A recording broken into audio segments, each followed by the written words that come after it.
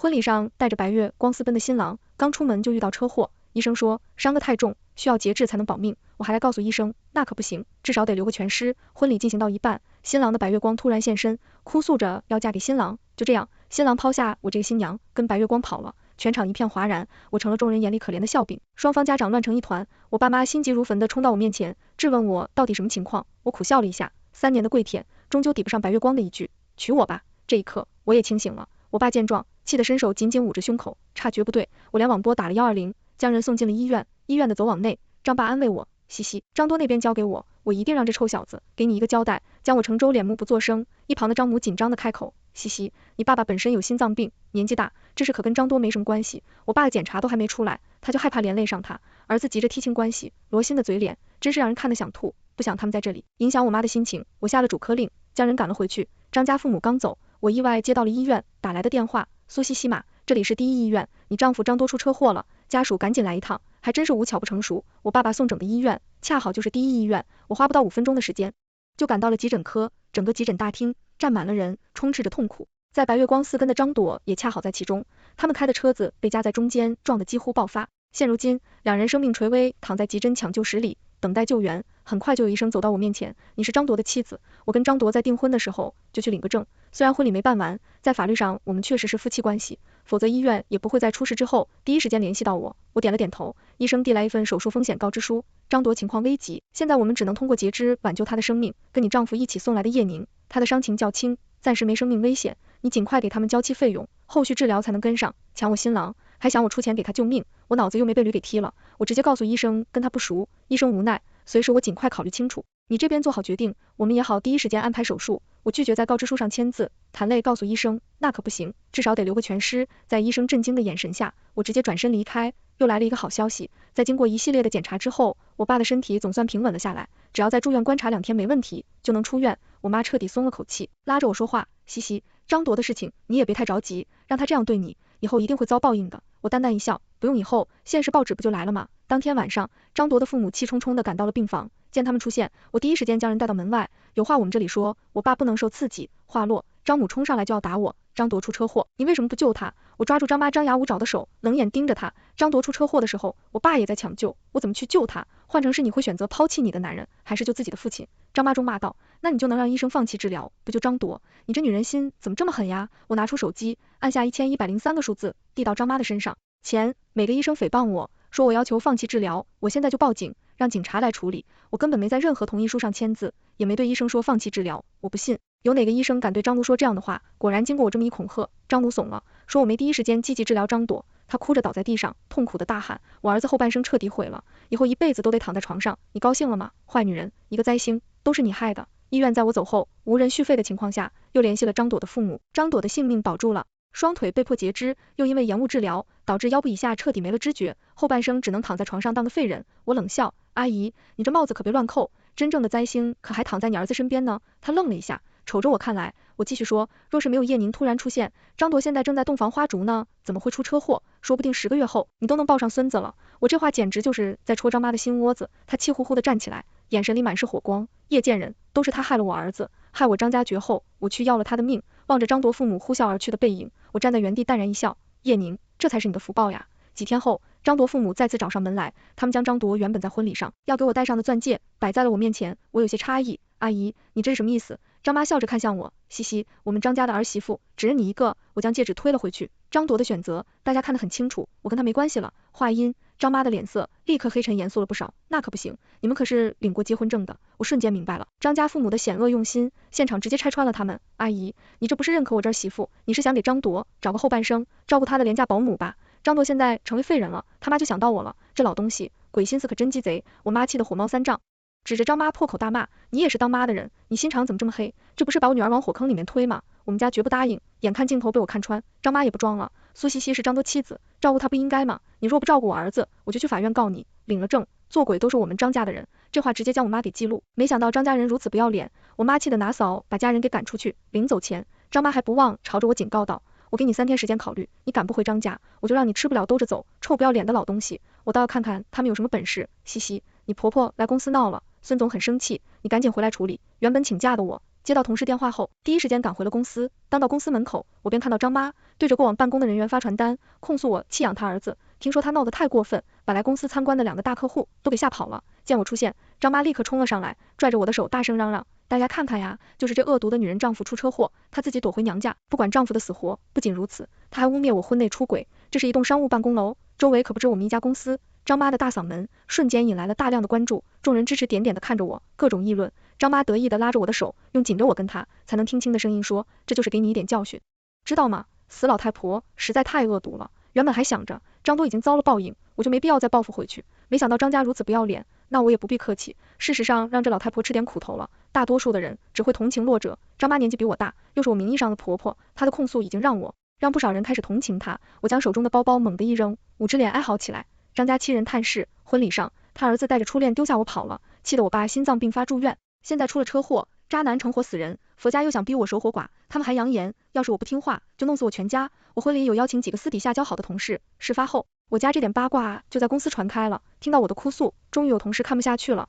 站了出来帮助我指责张妈：“你这老太婆也未免太过分了，就你那渣男儿子成废人家是活该，谁让他劈腿，不要脸，他妈给不要脸开门，不要脸到家了，都是21世纪的女性，最受不了的就是渣男和恶婆婆。”其他公司的人不清楚我的状况，经过我的控诉，还有同事的证词，瞬间刚才还是弱者的张妈成了众人眼中的可恶婆婆。张妈傻眼了，没想到一下子风向转变这么快，她还继续坚持嚷嚷：“你跟我儿子领了证，就是我们张家的人，你不管我儿子就不对。”这下算是彻底引起公愤了。张妈一张嘴根本敌不过众人，在众多同事的热心建议下，公司帮我报了警。警察来了之后不用我开口，周围替我不值的同事就七嘴八舌的帮我作证。张妈直接被以寻衅滋事、破坏公司经营还有毁坏他人名誉的罪名给带走调查。后来张爸赶到了警局，他说可以给我赔偿精神损失费，让我撤销对张妈的控诉。我告诉警方，我坚决不要赔偿，只要求依法惩戒张妈，哪怕关了3-5天也好，好给这老太婆尝尝记性。我趁着张爸在警局处理张妈的事情，景家去了一趟医院，离婚的事情不解决，怕是后患无穷。我带着离婚协议书来到张朵的病房，张朵刚刚苏醒，